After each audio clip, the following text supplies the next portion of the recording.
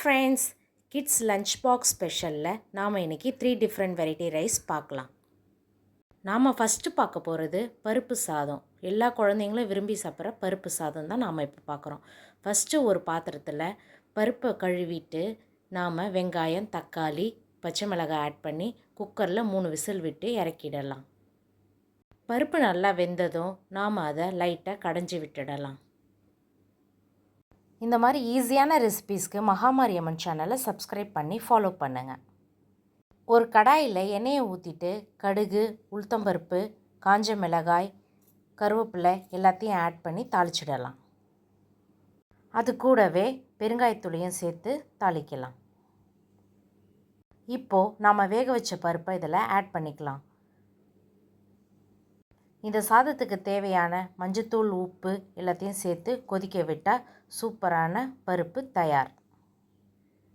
இந்த மாதிரி பருப்பு குழம்புக்கு நீங்கள் உருளைக்கிழங்கு வறுவல் இல்லைன்னா பன்னீர் டிக்கா இல்லை பன்னீர் 65 அந்த மாதிரி வச்சு சாப்பிட்லாம். எல்லா ரெசிபீஸும் மகாமாரியம்மன் சேனலில் அவைலபிளாக இருக்குது. ஒன் டைம் ட்ரை பண்ணுங்கள். இந்த மாதிரி நீங்களும் உங்கள் குழந்தைங்களுக்கு செஞ்சு கொடுங்க.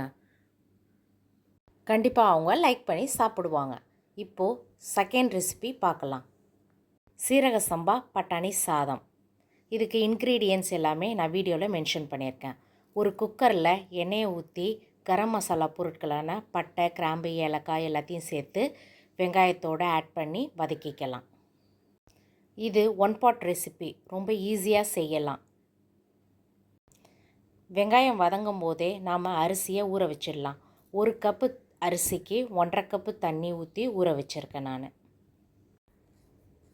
வெங்காயம் வதங்கிட்டு இருக்கும் போதே சாதத்துக்கு தேவையான உப்பு ஆட் பண்ணிடலாம். அது கூட இஞ்சி பூண்டு விழுதையும் நாம் சேர்த்து வதக்கலாம். வெங்காயம் நல்லா கோல்டன் ப்ரௌன் ஆகணும். அதுதான் இந்த சாதத்துக்கு ரிச் டேஸ்ட்டு தரும். இது கண்டிப்பாக நீங்கள் ட்ரை பண்ண வேண்டிய லஞ்ச் பாக்ஸ் ரெசிபி. வெங்காயம் நல்லா பொன்னிறமாக வதங்கினதுக்கப்புறம் நாம் தக்காளியை சேர்த்து வதக்கிக்கலாம். தக்காளி வதங்கிட்டு இருக்கும் போதே நாம் ஆல்ரெடி ஊற வச்சுருக்க பட்டாணியை இப்போது சேர்த்துடலாம். நான் 1 கப்பு ரைஸ்க்கு 1 கப்பு பட்டாணி எடுத்திருக்கேன். ஒரு 2 நிமிஷம் சிம்மில் வச்சு வதக்கினதுக்கப்புறம் நாம் இந்த சாதத்துக்கு தேவையான மஞ்சத்தூள், மிளகாய்த்தூள், உப்பு எல்லாம் சேர்த்து வதக்கிக்கலாம். பட்டாணி ஓரளவுக்கு வெந்ததுக்கப்புறம் நாம் இந்த சாதத்துக்கு தேவையான தண்ணியை ஊற்றி கொதிக்க விட்டு அரிசியை போட்டு குக்கரில் 3 விசில் விட்டு இறக்குனா சூப்பரான பட்டாணி சாதம் தயார். நீங்களும் ஒரு முறை இந்த மாதிரி மெத்தடில் ட்ரை பண்ணி பாருங்கள். டேஸ்ட்டு அட்டகாசமாக இருக்கும். நம்ம மகாமாரியம்மன் சேனலில் ஹோம்மேட் பப்ஸ், கேக்ஸ் வெரைட்டிஸ் எல்லாமே இருக்குது. அதையும் ஒரு முறை ட்ரை பண்ணி பாருங்கள். இந்த மெத்தடில் நீங்கள் எந்த ஸ்ப்ரவுட்ஸ் வேணுமோ பட்டாணிக்கு பதில் ஆல்ட்ரு பண்ணி யூஸ் பண்ணிக்கலாம். சூப்பரான சீரக சம்பா பட்டாணி சாதம் தயார்.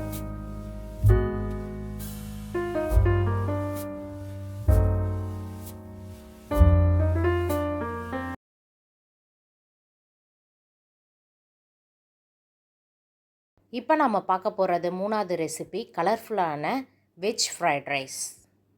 இந்த வெஜ் ஃப்ரைட் ரைஸ்க்கு நம்ம வெஜிடபிள்ஸை அழகாக கட் பண்ணி எடுத்து வச்சிட்டோன்னா 10 நிமிஷத்தில் சட்டுன்னு செஞ்சிடலாம். ஃபஸ்ட்டு ஒரு கடாயில் எண்ணெயை ஊற்றி பூண்டு போட்டு வதக்கிட்டு அதுக்கப்புறம் நாம் சாப் பண்ணி வச்சுருக்க வெங்காயத்தையும் சேர்த்து வதக்கிடலாம்.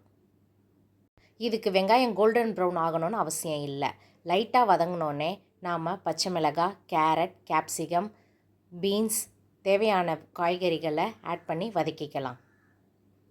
கிட்ஸுக்கு பிடிச்ச எல்லா வெஜிடபிள்ஸும் ஆட் பண்ணலாம். ஸ்வீட் கார்ன், கோஸ், இந்த மாதிரி எல்லா வெஜிடபிள்ஸும் நாம் ஆட் பண்ணிக்கலாம். வெஜிடபிள்ஸ் ஓரளவு வதங்கினதுக்கப்புறம் நாம் இந்த சாதத்துக்கு தேவையான சோயா சாஸ் ஆட் பண்ணி கிண்டி விடலாம். நாம் இந்த சாதத்துக்கு தேவையான உப்பு சேர்த்ததுக்கப்புறம் வடித்த சாதத்தை போட்டு கிளறிடலாம். எல்லா வெஜிடபிள்ஸும் ஆட் பண்ணுறதால இது ரொம்ப ஹெல்த்தியான ரைஸ். ஃபைனலாக பெப்பர் பவுடர் ஆட் பண்ணால் சாதம் தயார். சூப்பரான ஈஸி ஃப்ரைட் ரைஸ். நீங்களும் ஒரு முறை ட்ரை பண்ணி பாருங்கள்.